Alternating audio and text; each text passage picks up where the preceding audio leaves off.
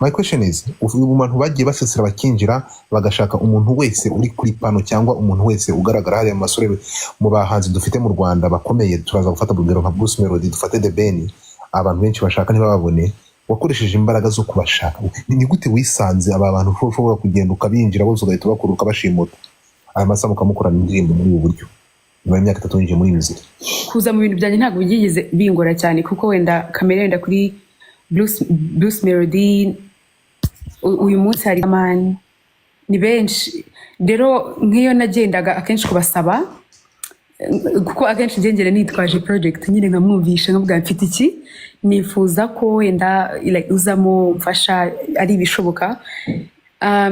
N'abantu babaye nkeka ko sinzi niba ari kuba mu muziki cyane ku buryo like hari ukuntu ba mu kintu bikagufasha kucyumva kugira ngo nafashe n'abandi. N'abantu bamfashije batabanje kunaniza, you know, hari ukuntu agenda ngo uriya ashobora kuba ari mukuru wenda bishobora kuzantwara igihe akabyanga, timu ikabyanga, cyangwa se wenda yanaza kuri video bikazangura kongera kumubona. Na bamwe nagiye mbona babivuga ngo wenda ngo harabagiye bananiza, ariko mbabwije ukuri ndabashimira cyane bari abagabo kuko n'abantu badanje. Nanjye ntago nabaga mbitekereza ko biri bworohe muri buriya buryo, ariko n'abantu babashe kunshyigikira badashize amananiza menshi, badashizeho. Of course nk'umuhanzi aba agomba kugira ibyo agendera kugira ngo aguhe collabo mukorane ibyo agusaba. Nanjye nageragezaga kubikurikiza neza kugira ngo nabo babashe kuza like badasize intege zabo inyuma, bazaga bose bakamfasha muri promotion, you know. Ni nk'ibintu ntatigeze mbasha gutekerezaho cyane, ariko ndabashimira cyane aho bari kuko ewana kugira ngo ngere aho ndi uno munsi babigizemo uruhare rukomeye runini cyane. Mbere ko tugaruka kuri iyi ndirimbo wakoranye na The Ben, tunamushimira The Ben n'umuntu ukunda cyane, tunashimira na Bruce Melody n'abandi bose ba Riderman n'abandi babivuze. Bwiza, uteganya nkuko nari nkwaje ikibazo cya mbere, uteganya kwa approachinga n'abahanzi b'abanyamahanga kugira ngo ibihangano byawe byagure bisoke igihugu bigende bigere kuri uko n'ibikoresho mu kanya kari gashize? Ego mbabiteganya kuko ibintu byose biba ari step by step, hari intambwe ku yindi. Iyo maze kubona hari ibyo nkoze nkagira Imana bikemera, ntangira gutekereza ibindi, kuko nk'ubu kuri album yanjye ya kabiri ngomba gusohora umwaka utaha, harabona natangiye gutekereza, harabona nasabye, harabamaze kujyaho already. Rero ni ibintu mba ntekereza nk'umuhanzi ushaka gukuza kariyeri ye ku rwego mpuzamahanga. Ku rwego mpuzamahanga twitege ko hari collabo y'umunyamahanga vuba umwaka utaha cyangwa imwe turimo? Yes. So ndashaka kugira ngo ugire ikintu tubwira kuri iyi ndirimbo, ubwira hano abantu bayisanga n'igihe izasohokera, hanyuma noneho nzamura abantu bazi bakubaza ibibazo abakunzi bawe, hanyuma tuze kukurekura ujye kuruhuka. Ntabwo mutindana. Best Friend ni indirimbo nayo imarangiye muri studio, and nyuma nza kugira igitekerezo cy'uko nakwa approachinga The Ben nkamusaba nagira umugisha, nkamugiraho umugisha akemera kujya mu bintu byanjye, ndayimwoherereza arayumva. Nyuma y'igihe aransubiza nyine ko appreciatinze, aza kubona umwanya aza muri studio, duhuza vibe, turarecordinga, and nkeka ko ari ibyo ngibyo. Indirimbo tuyikorera amashusho, mushimira cyane kuko ni umugabo uri humble cyane, utishyira hejuru cyangwa se wenda avuge kuri umwana muto, kandi wenda afite ibindi byo gukora, you know, akaboneka on time. Yabaye very supportive, ndamushimira cyane cyane cyane. Nkanashimira madamu wiwe Pamela, kuko ntabwo nari nzi ko hariho abantu bagira umugisha bakagira imiryango iri very supportive. Nawe nabonye ari umuntu uri very very supportive, kuko ndabyibuka yajyaga adufasha muri script ya video, kuduha ama idea y'ukuntu twabikora, ukabona byamutwariye umwanya kuri set, akaza ukabona like ibintu yabigize ibyiwe kitameze neza akajya kurwana nacyo, you know. I appreciate them, Imana zabaha umugisha. And nkashimira John Elliot wavuye all the way akava Bujumbura akaza Kigali kugira ngo adufashe mu mashusho yayo. Roda producer, you know, my team n'abanyarwanda bose. Indirimbo yitwa Best Friend, ni indirimbo y'abashuti ushaka gukorana na mama wawe, papa wawe, abavandimwe, inshuti, abafite abagabo n'abagore nyine nabo bari inshuti bakaduha ayo ma challenge. Namaze gushiraho challenge ya mbere kuri hano kuri TikTok. Ngize Imana ngo dufadamaye platform yo kugira ngo mbabwire mbibutse ko mugomba kuza no gukama utu video twanyu n'inshuti zanyu. And yeah, indirimbo izasohoka kwa kabiri izaba yamaze gusohoka, abantu bose bazabasha kuyumva ndetse no mu buryo bw'amashusho. And yeah, ibirenze ibyo Imana iduhane umugisha murakoze. Ati ibirenze ibyo Imana iduhane umugisha murakoze. Ibi bintu bimaze iminsi ari buze kujya muri details. Uruhare rwanyu nk'abahanzi ndagomba kwita abantu bakizamuka nk'abahanzi bari imbere mu bandi, umusanzu wanyu nuhe kugira ngo ibintu bive mu nzira bihagarare. Ntabwo ndi busubire mu magambo yagiye akoreshwa n'inzego n'abandi. Utekereza ko ibintu bimeze gute ibi ngibi by'abantu bakoresha social media nabi twumvishemo bikoma abahanzi batigeze bamenyeshaninga amazina yabo, ari impamvu ngarutse kuri icyo kintu. Utekereza ko ibintu uruhare rwanyu nuhe kugira ngo mushyigikire inzego kugira ngo iki kintu gihagarare completely, mufokasinge kuduhereza ibyishimo mu muziki n'ibihangano byanyu? Wenda kanivugeho kuko unamutse ngiri hano mba numva uruhare rwanjye ari nk'uruhare rw'umunyarwanda wese, kuko ibikorerwa hariya biba biri hano imbere mu gihugu niyo bigize effect bitugeraho twese muri rusange nk'abanyarwanda. Natwe tuba twarahisemo kuzamo hano, wenda mba numva ari twe wakavuze ko nanone ukavuga ibihari ibigaragara bitari kujya gukomeretsa abantu, kuko nubwo twese tuzana hari ubwo usanga abantu baje hano akafite ibindi bibazo wenda yasize mu rugo ategeze basha kuvugira hano, ariko wenda niza hano ndibuze guseka ntabwo uri bumenye wenda Bwiza sinariye kandi sinabivuga, wenda ko abantu bavuga Gwendurire n'umustar afite amafaranga cyangwa afite ibindi bibazo mentally, rero bikaza undi akabyuka akicara hariya kuri YouTube channel yiwe. Hari abo njye mbona bifashisha ngo ni kuri urubuga rwanjye n'urwawe, ariko banumva bitaga uburenganzira bwo guhohotera abandi. No kumenya gukoresha zino platform zacu neza mu buryo natwe budufitiye akamaro tukabaho, kuko tuzikoresha kugira ngo wenda tubone n'ibyo biceri, ariko tudahungabanyije uburenganzira bw'abandi cyangwa amahoro yabo. Urakoze cyane Bwiza. Abantu bose ubu ngubu none aba Mike, uziko abantu benshi bajya bakunda gushakisha collabo pe bikanga. Ukoresha irihe banga ku buryo umuntu wese approachinza kwemerera? Shana simbizi, sinavuga ngo hari ibanga nkoresha kuko ryo ntaryo, nayo ndagerageza nk'abandi bose nkasaba. Hari izo n'undi mba narangiwe nyinshi cyane, ariko ikenshi mba nshimiye Imana nuko ntago bibuza n'undi ibintu byanjye gukomeza kugenda. And yeah, ibanga ryo ntaryo kuba ryaba rihari ryo ntaryo, yego. Ariko disi ni mwiza kuki se atari yiyerekanye kuva kare. Waze gukorana na The Ben na Melody nk'aba giants twemera muri industry, watubwiraho experience gato ukaba dutandukanyiriza muri studio vibe and everything aho batandukanye? Thank you. Kamere kuri Melody ni umuntu muri studio aba afite vibe yo hejuru cyane, ibintu abishyushye. And na The Ben nuko nguko, ariko The Ben afite ukuntu ari calm nyine atujemo, avuga nyine munye muganira gahoro. He's really good, ariko ntago nyine ntago ibi ntago bimeze ariko they are all good. Yeah, ariko hari undi kurebaho nzira situziranye umuziranenge, right? Mbonye inshuti yanjye watubeshya amazina uneje Godfather ndagufashe mu wabeshye ko yitwa Beyonce. Oh, but that's not my name. Okay, it's okay. Urakoze cyane. Bwiza shubite se. Ni byiza cyane. We are happy to have you here. Bwiza. Ntago nari nzi ko kuri TikTok haba ibirori nk'ibi. Murampamagaye. Harashya no harakonye. Tumaze igihe tugutegereje twarashyushye se twe tukubonyeje. Umva naje numushake mubwire mbabyinire dore hano ufite speaker night. Duheshorera. Ko kantu ni sawa. Oui. Ahangaha dufite abantu bakomeje gucika ururondogoro bati Bwiza ibintu ari kudukorera nabikora turajya mu muhanda twamagane, bati Bwiza nubwo ushobora kutubwira aya ni amagambo yavuze ati ni gute ushobora guhangara ukavuga ko ugiye kujya Nigeria gukoresha ikibuno, gukoresha nyashi. Nagishyizeho sinago nacyeretse kandi ndabereka mu kanya. Bwiza ibyo uvuga nibyo, urashaka kujya Nigeria kujya gukoresha nyashi. Ibi bintu wandikiye umufana, ibi bintu ni ukuri?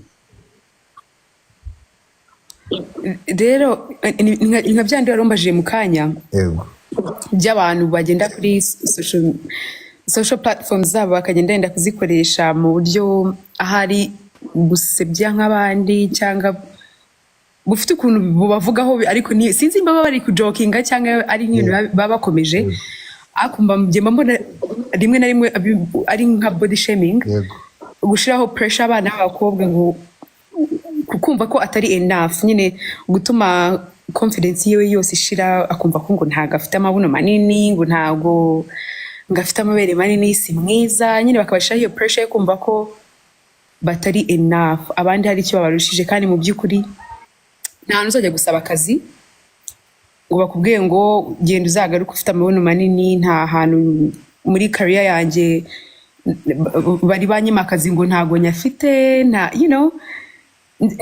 kintu rero biba bintwaye. Uriya namusubije yari jokingly, ntago nari nkomeje kuko ngiye nshima Imana uko yangeze, uko ndi enough, mfite abantu bose bari bansurroundinze, ntawe numva avuga ngo udafite ikibuno ntabwo tujyana aha, cyangwa ngo ndagifite iki, kuko nyikoresha ibyo gikora, ibyo kigomba gukorana, icyanya nacyo ni kizima, nta kibazo. Rero ndambara nkaberwa, nta kintu na kimwe biba bintwaye, biriya byara urwenya, kuko mba numva ntabwo niyanga cyane ku buryo najya kugira ibindi nongera ku mubiri wanjye. Okay, ati nta bindi nabibonye. Impamvu nari nkoresheje kino kibazo nuko abantu bari babajije, nuko nzi ko uri umuhanga wo gusubiza, ugafata ibintu biri negative ugahita ubihindura positive. Uri gitangaza. Sometimes. Ntabwo biba byoroshye, ntabwo ari bya buri wese. When you do that, gusa ubona thank you. Ugafata amagambo ari negative ukahindura positive, bigahinduka brag. So nari mbizi nuko n'abantu babibonye kuriya bamenye ko ntabwo Bwiza yenda kujya Nigeria gukoresha ikibuno. Yashaka kugira ngo ibiri negative bihindure positive, akabigira brag. Nuko byagenze, asubiza uriya usuri gukoresha social media kazungu. Turakomeje. Ninde uri muntu ufite ikibazo ashaka kubaza Bwiza? Turihuta ikibazo ariko kivunaguriye, apana kukinyuza nkuko wakinyuje kira kindi. Thank you. Okay, ikibazo nashaka kumubaza, hari abana wenda bazi kuririmba now, if you get opportunity cyangwa hari nk'umwana uje akagusaba opportunity yo kuba wamufasha nyine kuzamura talent ye, cause wenda urwego ugezeho on this time nyine rurashimishije ku buryo ushobora gufasha umuntu wenda I don't know, ariko wenda uko mbitekereza nyine bibaye ngombwa ko there is a girl uza akakubwira ati I want your help, wenda ugomba kubanza kumva ko azi kuririmba ibintu nk'ibi, ari talented, you can help her. Of course mfite icyo mufasha namufasha, ariko sorry, nkuko waravuze ngo aho ngeze ni heza, ariko buriya nta nubwo mbaye wenda nakagira ubushobozi bw'uko nafata umuhanzi we ngo mbashe kumufasha mu creating a career ye yose, kuko buriya ni ibintu bisaba imbaraga n'amafaranga bitari bikeya. Gusa uko byamera kose ntabwo naburi ikintu namufasha. Ese wowe utekereza iki ku bijyanye no kuzashaka umugabo? Wabihaye igihe kingana iki? Mbitekerezaho neza. Mbitekerezaho neza wagira ngo waciye ngo urayicaranye aho ngaho. Umva ibyo ngibyo nk'umukobwa wese cyangwa umugore uba ufite nyine ibintu wifuza mu buzima bwawe, nk'uko bivuze neza, ukagira umuryango, ukungura nawe umuryango waravuyemo. Iyo wagize amahirwe ugakurira mu muryango mwiza, ubona ufite abavandimwe ababyeyi bishimye nawe nyine uba wumva wifuza rimwe kuzagira umuryango. So nanjye mba mbyifuza, gusa ni ibintu ntavuga ngo n'ejo cyangwa ejo bundi cyangwa umwaka uzaza, kuko ibyo ni ibintu uhabwa n'Imana. So nanjye mba mbyifuza, gusa ntabwo nabaho icyizere kuko ntabwo ndabona uwo muntu, ariko nazo zabarabura ariko mba numva igihe kimwe nzagira umuryango. Muri media hari buri kinyamakuru cyose muri media nabonye cyakwanditseho kubera umufana wawe wateye comment nawe ukamusubiza, kandi ngo utabimenyereweho media zose zibigira titre. Bira bintu ntabwo byakujennye cyangwa bifashe mu buryo bwo gupromotinga best friend? Ntabwo ngize bimbangamira ko numvaga byanga byakunda ari ikintu namusubiza, kandi ngira Imana ndakibona, and bimera kuriya byanga byakunda. Buriya hari wasanga ari n'icyo byamaze, usibye ko ntabwo nabikoze mu buryo bwa promoting a best friend, kuko hari igihe umuntu aza akavuga ikintu ugahita uvuga uyu muntu aturutse he, bije gute kugira ngo avuge bino, nyine bikagutangaza tu. Byari muri iyo sense. Hari umufana ushobora gutekereza niba nawe kugatekereza ko kujya Lagos ujya ukagira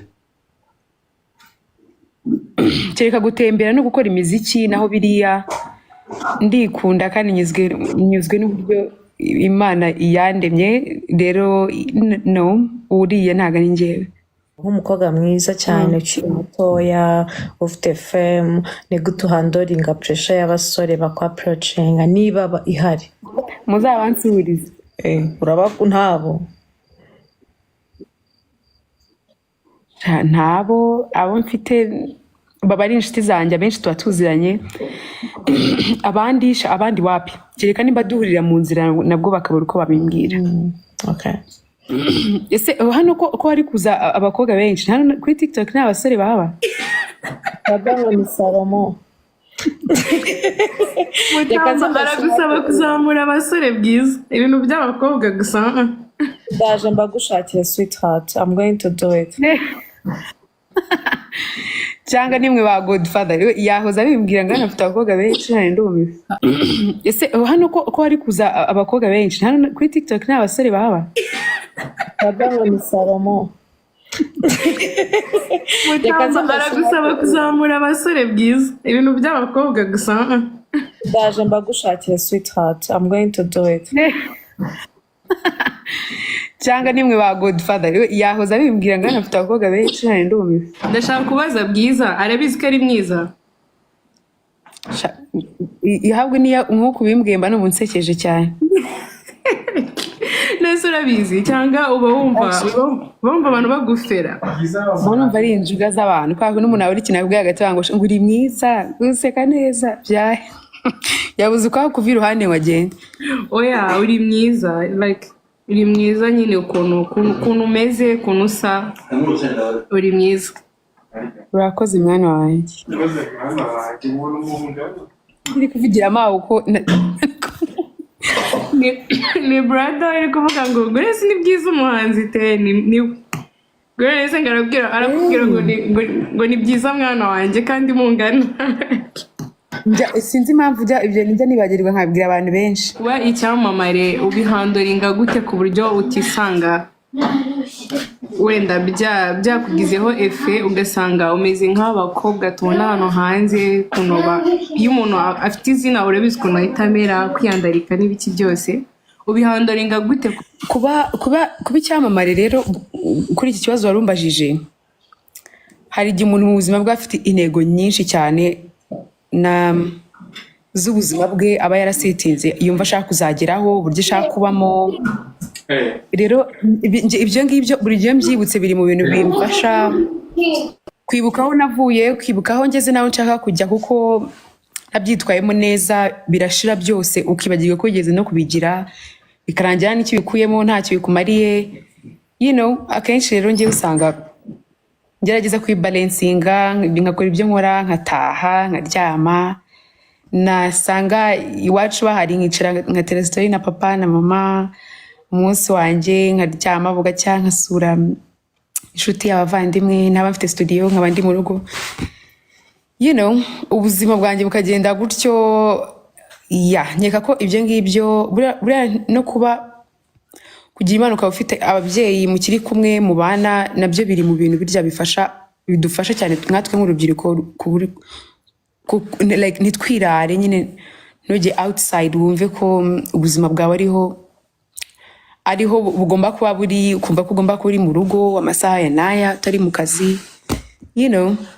Wamvuga uti none hano habaza abadamu gusa oya n'abagabo tuba duhari tubaraba mukora. Nakubonye menya ari we wahoze urungika aya mahera yose ari kuza hano. So anyway, ndashima ingene wishura ingene wifata, you so smart. I think uraciye ubwenge wishana bwitonzi bwinshi. Icyo nabaza ndashaka kubaza tuyumviye tuteka turondere Bwiza azoza duteramishe, eske umuntu aca hehe agenda directement kuri mwebwe canke murafise management, eske umuntu yobatora gute? Uze kugenda kuri Instagram page yanjye muri bio haba harimo email y'akazi wandika bakagusubiza, cyangwa se ukagenda kuri page ya Kikas Music kuri Instagram. Kikas uragenda kuri Instagram page yanjye muri bio harimo email y'akazi nyine wadiringiraho iyo business, cyangwa se ugasura Kikas Music kuri Instagram ukabandikira, barabigufasha ntabwo bigorana. Okay. Thank you. Twashimiye cyane. Oya mwebwe murana oya duhabwo dushimiye mwebwe mugwa mubakizi namwe. Ndakunda ingene ni mwebwe muduha amahera mugabo, you know.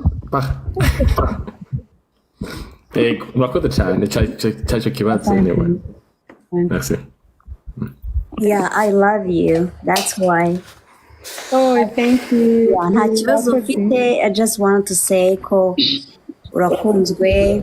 I'm here for women. I support women. I love when you do what you were supposed to be doing. You're stepping into your potential. Like, it gets me excited and I love it. And you are so cute. Mukonos bari kubivuga muri comment bayaze. So keep it up.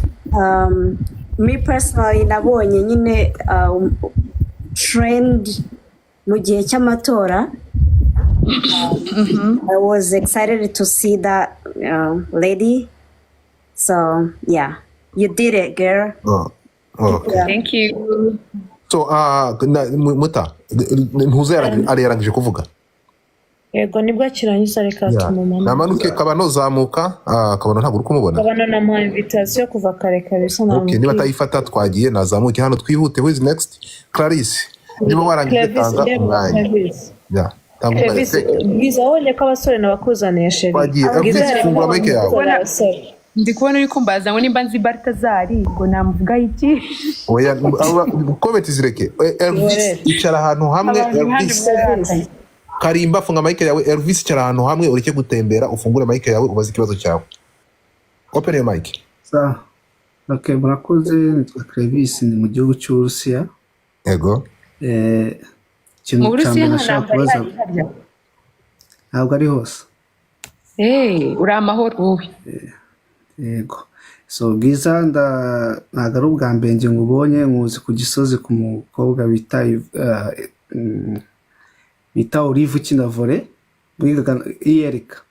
So ikibazo nashaka kubaza, igihe His Excellency uyu munsi yatangaga ikiganiro muri Unity Club, yavuze ku buryo abahanzi cyangwa se abastari muri rusange bica ikinyarwanda ku bushake mu buryo bujyanye no kwamamara.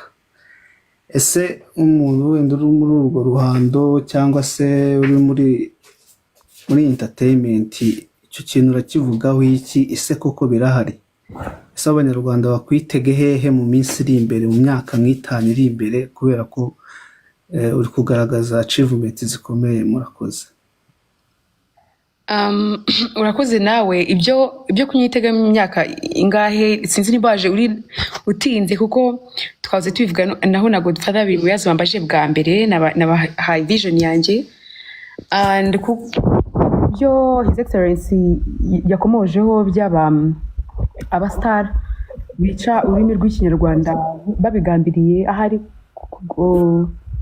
kugira ngo kugira ngo wenda hari babe abastar bumvikane ko sinzi gusa njye mba numva mu kuvuga ikinyarwanda neza mu ndimi z'amahanga bavuga ngo harya gute ngo ni flex barumva ari ibintu buri muntu byakabyorohera umunyarwanda wese kuba umustar gushaka kumenyekana ntabwo ari ngombwa ngo wice indimi rwawe ubishaka kereka ari nk'ibintu bigucitse ibintu kuko uko generation kuri generation hari ibintu bigenda bihindukaho wenda ugasanga hari iby'amaslang usibye no kuba umustar uri urubyiruko rw'umunyarwanda aho uri hose kwica ururimi rwawe ubishaka kuko ururimi ni umuco ururimi nicyo kintu tugomba gusigasira ubwo dufadaze kudufasha uburyo twabona uburyo twatanga ubufasha bwacu mu iterambere ryabo ubwo byaza kuduha ubufasha wifuza gutanga Crevis umufasha wifuza gutanga in terms of finance hano hari uburyo bumwe hari ugukoresha iyi platform turiho urabizi wowe TikTok universo yamanuka ariko bitanashobotse waza kunyandikira nkaza kuguhereza uburyo wagira ariko nabyo birashoboka uri mu Budage you can check ndabona usanzwe ukoresha hano ariko ubufasha bwawe I can make sure ko ndaza kuguha uburyo wabikora nkaguhuza na management we thank you none se mwamuhaye amashyi hano mushimira gute abantu batanze ubufasha uraririmba kuri wogera nahise muhita mutanga amashyi oya ntabwo hano simbizi barabikora ariko okay reka mbigukorere si bishaka reka mbigukorere sinabikora se babigenza turashize ngo dufata bya bintu babivanyeho turashize uze kwihangana ntabwo mbizi nari ngiye kubikora ariko biranze so reka twihute dufite umuntu bita Karimba ariko biteye agahinda kubona ari kumwe na Bwiza ataragera ku 10,000 hariya muri bazima ariko ze mwabaye muturwo rukundo muvuga mu mukunda mukande kuri Bwiza ndashaka kubona ari ku 10,000 kurya vangaje gukora indi ndirimbo Karimba fata ijambo kishimye nakiza dore ye Mike birafunze mura muri big screen ngaho twagiye ufite Michael ngiye guhindura pose y'ukuntu nicaye bashize Kanimba twagiye kubitubangura yavuyemo we yakomeza nta kibazo cyo kwihanganira okay thank you Sandra dinozoro kwa Bwiza nese gudfa wivugira mso Bwiza nitwa Karimba niyo mazina yanjye yewe icyo kugukunda sinkigarukaho ndagukunda kandi n'umufana wawe nkunda gukora indirimbo zawe kenshi cyane ariko iby'ubwiza n'ubwenge n'umuco byo ntitubigarukaho kuko birakuranga ariko nayo mfite two question mu gikuriro cyawe muri career yawe ni iki kintu wumva wicuza kugeza ubu ngubu aho ugeze icya kabiri ni iki kintu wumva udashobora nyine ni iki kintu udashaka gutakaza ni iki kintu wumva udashobora guhomba wahomba bikarangiza career yawe nk'umukobwa w'umwana w'umuhanzi wakoze ikintu nicuza suni iki nuko hari abantu namenyanye nabo ntakakwiye kuba naramenyanye nabo turashize icyo numva nabura icyo numva nabura ubuzima bwanjye bugahagarara cyangwa ibintu bikaba bibi ni Imana kuko mu Mana haba harimo ibintu byinshi bigiye bitandukanye rero navuga ko mbere ya byose muri ibyo ngibyo bikubiramo muri icyo ngicyo ari Imana kuba nyine nzi Imana. Urakoze cyane twihuta reka dufate umuntu bita Jojo urahari? Ndahari. Ikibazo cyawe twihuta. Bwiza umeze neza? Ndakomeye. Njye nta bibazo mfite, just love you and nkakwifuriza gukomeza gutera imbere, nyine Imana igakomeza ikaguhiramo imiyaga nawe ugakomeza ugafasha abandi bari munsi yawe bashobora kuba hari support bagukeneraho n'abo ubona bakwiye ubufasha bwawe ukabubaha n'ibyo ngibyo niko kubaho ku isi biba bimeze so nta bibazo nkabyo urashize murakoze cyane urakoze cyane ko niba ari no kubyandika twihuta dufate tuvuye aha ngaha turihuta dufate muzi ariko se reka nkoze Divine nta kintu waza umushuti wawe you have nothing yarebye acecetse biniwe Okay, njyewe nyine na bibazo byinshi. I just want kukubwira courage, ukomereza ahantu ugeze, nyine wagize chance nziza, ubona abantu bagusapotinga, abafana, management yawe, which is good. Nukomeza ukagira courage nyine n'umugisha, kuko hari abashaka kuzamuka bagera aho ugeze ariko bikanga bakaguma hasi. So courage, and nawe the time uzabona imbaraga kare babikoje ngo what do you think ku bantu bari hasi yawe ikintu wabafasha nyine ibintu nk'ibyo, when you get uburyo ugafasha nyine uburyo bwo gufasha abari hasi bazamuka, support wabonye nawe uzaraharanire kwiheza abari hasi yawe cyane. Yeah, urakoze nakubwira. twihuta dufite umuntu bita Trip Device, is it Trip Deviza? Trip Karambe. twagiye nyaruka turashize bidatuki twagiye fungura kamera yawe Trip Advisor Rwanda. okay open your camera niba bigukundira okay Hi everyone. hello Bwiza sava. Sava. Umva courage vraiment icyo kintu nakubwira, ariko ikintu numva nakubwira umva iwanyu bita neza byataye. Yego reka twagera hano ari kubyumva. Hari musaza wawe wana bitwa neza cyane, yitwa nde, ntibagiye izina rye gusa ndamuzi for years and years. Shema se cyangwa Manzi? Oya nzaryibuka iryo zina ry'irinyarwanda riri deep kuntu. Okay. urakoze cyane, thank you so much. Twihuta dufite umuntu bita Natasha bite?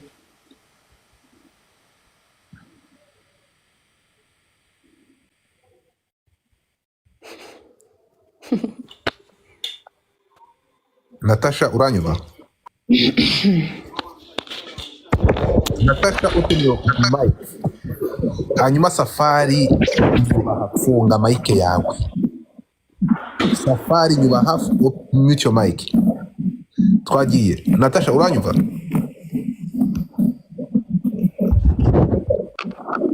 Good fan urindi kumyotungura byari byanze. Okay, go ahead twihuta. Hanyuma sort ntabwo ushobora kuri coding ibiganiro by'utwara kuri YouTube ngo unagire just focus kuko network yawe bari mbi kuko urimo kuri codinga ntabwo bikunda. Sort official.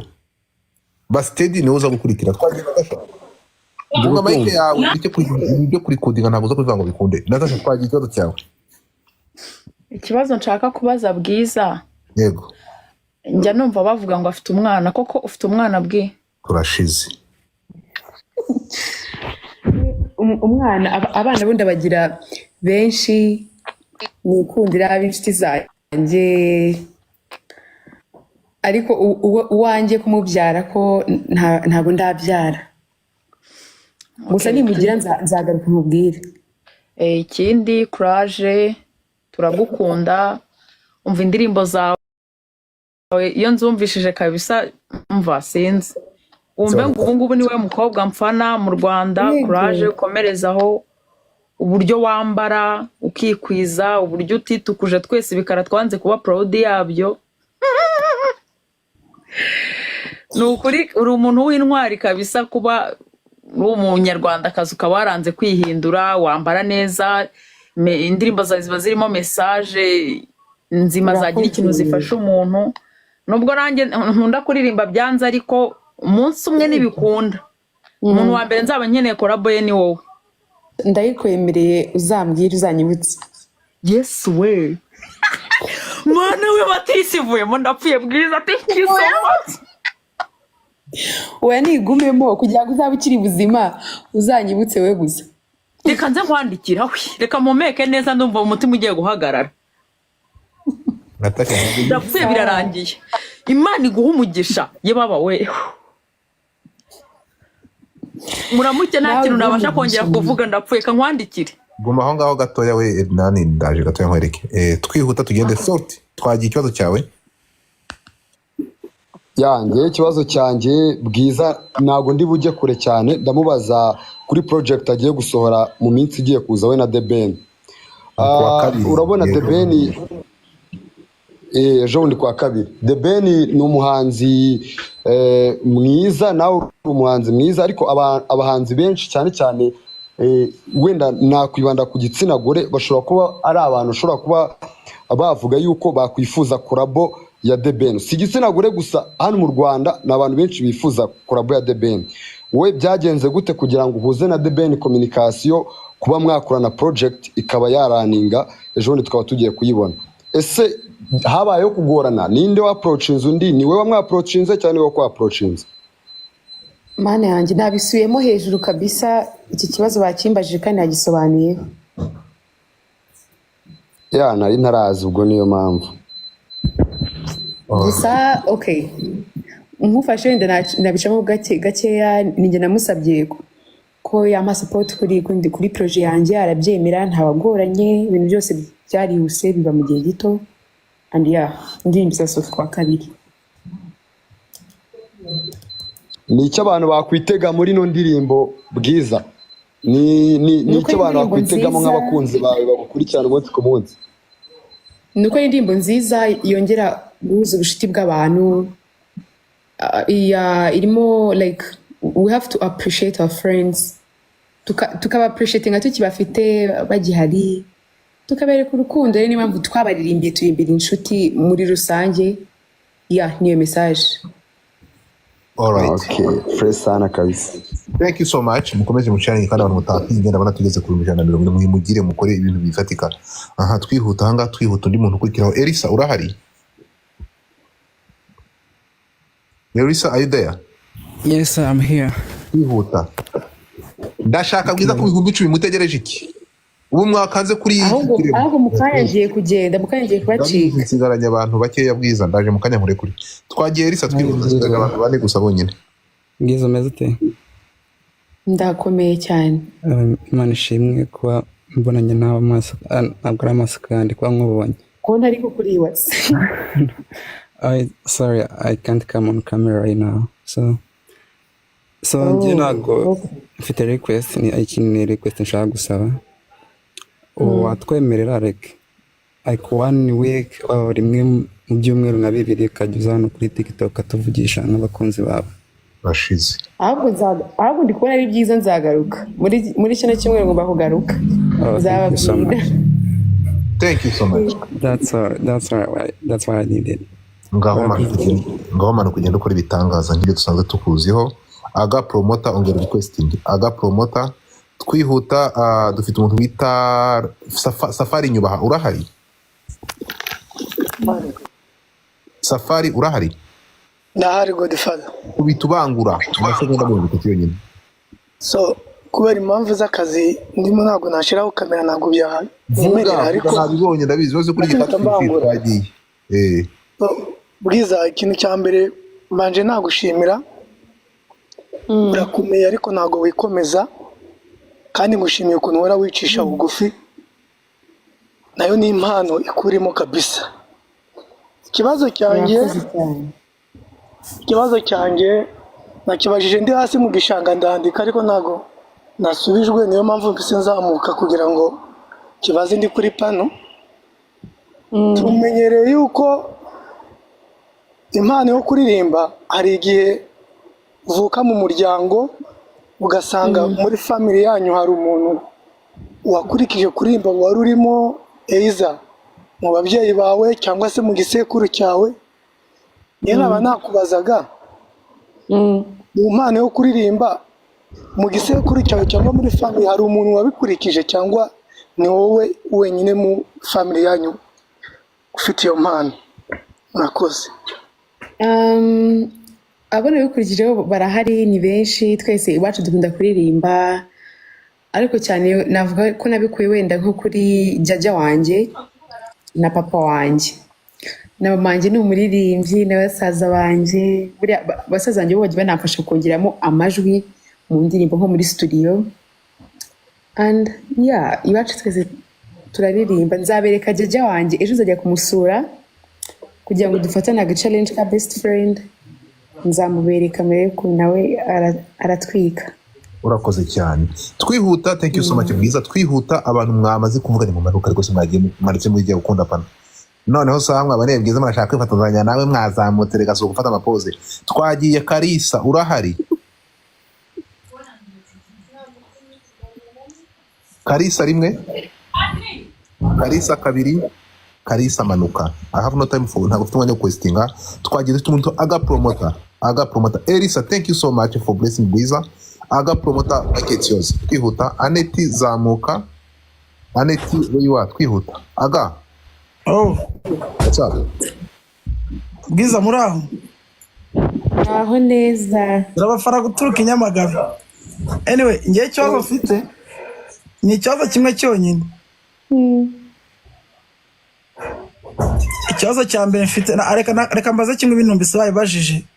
Ubona umuziki wawe mu minsi 15 ishize ugeza aka kanya amashimwe ufite ntago ari hejuru cyane, nicyo kibazo nafite cyonyine.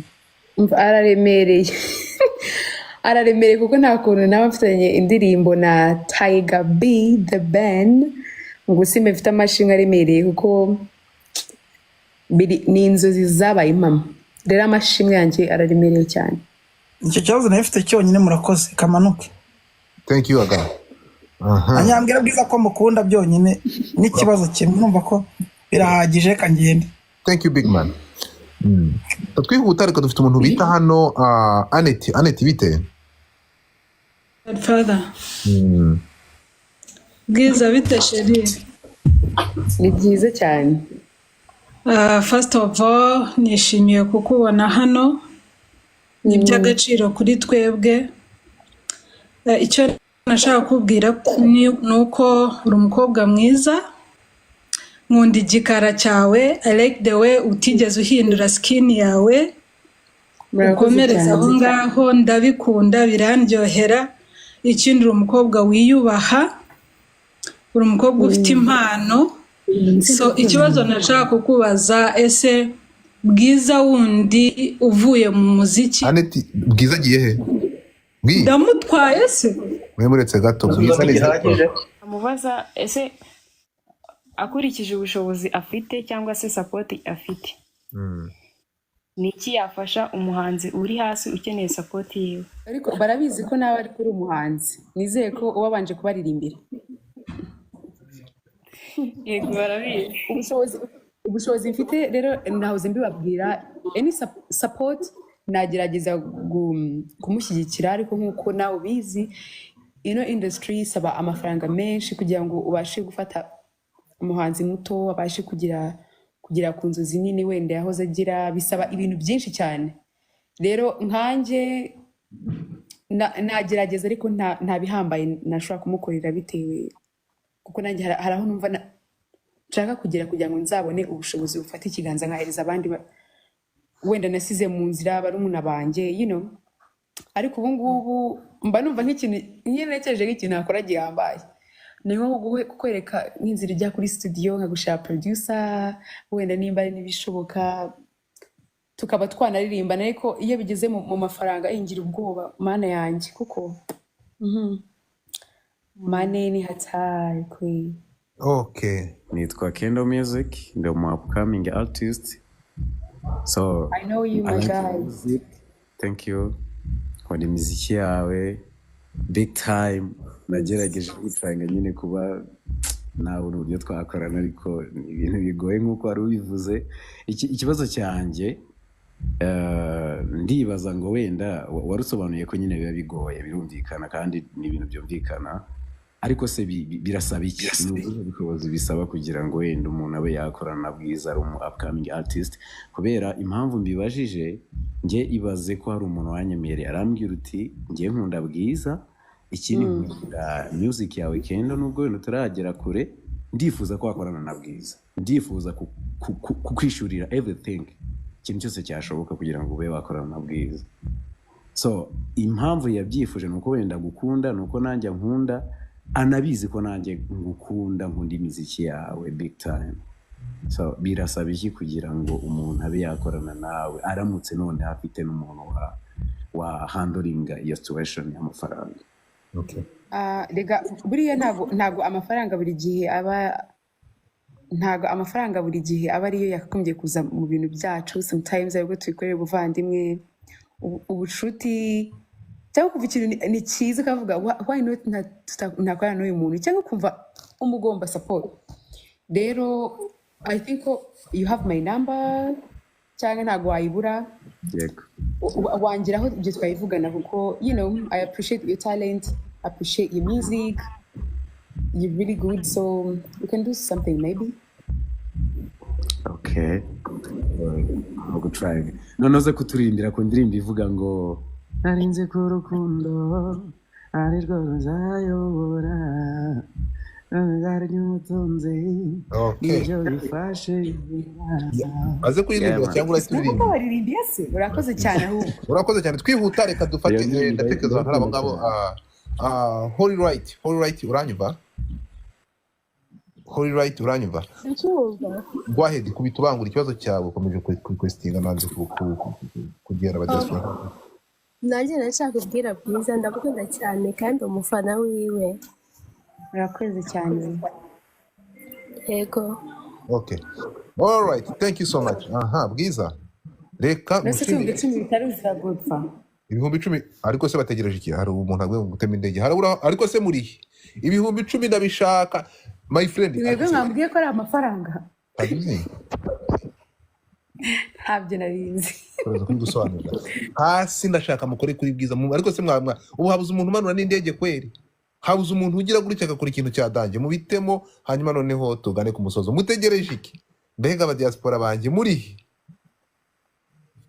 nuva ko Bwiza n'abana hari ikintu gitambutse.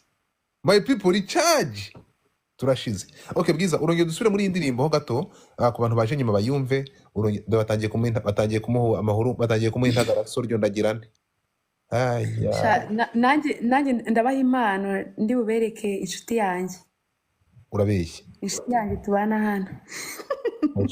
So twagiye dusubire ikintu cyatuzanye hano, twari duhuriye aha ongera kuri my best friend. Mumanura ikintu ku buryo Bwiza aza kwikanga. Ndashaka ko wagira umuntu ugira gutya agakora challenge Bwiza kikanga. Nukuri kwimana mu bikore. Do it. So tukira aho ngaho rero reka babwire ngo tuganye ku musozo Bwiza, ongera utubwire iyi ndirimbo my best friend izasohoka ryari, tuzayisanga kuziye platform, hanyuma noneho wongera udukorereho gatoya. Abantu bakomeje gusaba ngo ntave hano atadukoreyeho kuri ogera gato nubwo amatora yarangiye. Twagiye.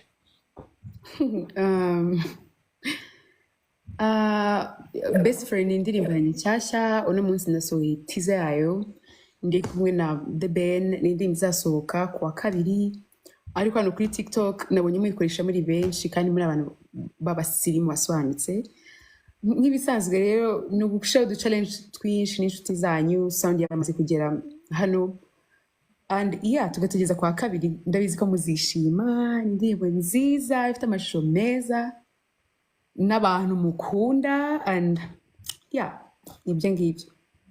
Platform dushobora kuyisangaho cyangwa abantu bazayisangaho ni izihe? Ni zose zicuruza umuziki, kuwa 2 zose aho wajya hose hazaba hari best friend uzajya uyisangaho. Urakoze cyane. Twagiye rero subiramo abantu bati iyo ndirimbo iravuga gute? Gasubiramo gato hanyuma tugire kuri hogera gato. Best friend. Birakwiye ko mbitanga mu buhamya isi yose ikabimenya. Ni nk'igitangaza kukugira nk'inshuti ikomeye. Urya imboni zanjye zeretswe isanzure nkikubona mu buzima bwanjye injiye mu muntu ukomeye. You're my best friend, you're my close friend, you're my soulmate. It is just you, my best friend. Yep. Wow. Aha. Twagiye tugende urakubitiraho ntuzarora ha? Muraseho haraburaho abantu bangahe muteho hanyuma twagiye kuri ntuza twagiye kuri how can I say that? Twagiye kuri ugeraho gatoye buri hayire rimwe. Uziko muze performance wampimbira amafaranga menshi. Oyasha. Okay. Tubikorejo twongera kuko Rwanda uraberewe kuko ugira bisa kwigira ni gahunda zo gukira umuhundu ugere kure mu gusangira sinkucure umuvandimwe Rudasunga Kagame Paul intwari yacu intore iganje. Yep. Ati ebana umva big time kabisa. So ngayo nguko ntekereza ko challenges zatangiye gukora ndabona ba divine wase ese divine wase cyangwa oya nitwa Uwayezu. Uwayezu izina ry'abantu bakuru urakuze ntabwo nabona Uwayezu cyitwa abantu bose mwana. uko nyogokuru yitwaga Uwayezu. Anyway, so urakoze cyane Bwiza, twereke iyo nshuti yawe, twereke best friend, hanyuma noneho nze tugana ku musozi.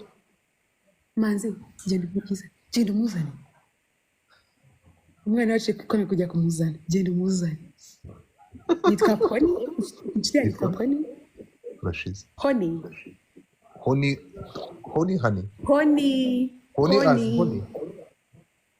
oya ni Pony kuzumureba. Honey urashize gusa ndahindukiza kamera gute? Pony wino dengu uyu hano. Pony wino hano. Pony wino ngwino urebe muri kamera. urashize Pony wino hano. Pony nguyu reba muri kamera. Uyu yitwa Pony. Mumpere bwiza buri kantu mumpere ya mpano ya buri kantu Pony tumutemo buri kantu guriye reba nifite amanita ndagusubiza munteremo buri kantu mutemo pe ni gift ya buri kantu. Turareba hasi reba. Here we go. Hosh. Ni Pony. So ngayo Pony se ko hano mumuzanye umukuye inde Pony turamuze tumugira tumusanganwe. Ndashaka tumugeze mugira haraburaho ariko sabuze umuntu ufite agatima gahe Bwiza tugere ku 10 tumusezerere tumubwire ngo ubundi turagutegereje indimo tuyitegereje nk'abategereje Yesu mu 2000 twari tumutegereje. Thank you 10 byageze tegereze nishimye ko mwayakiriye. Wow. Jesus. Thank you, mom. Mwakoze cyane ndishimye. None se bayabona gute? Ndaza kubikubwira kuri telefone.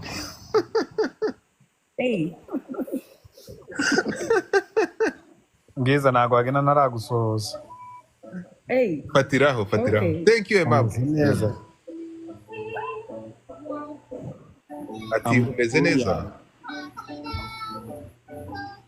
Mani va mwizo ndirimbo bro ufite imiziki ntago uvuga ngo yumve. Sure. Yeah, kamitenye imyutinga niruka. Okay.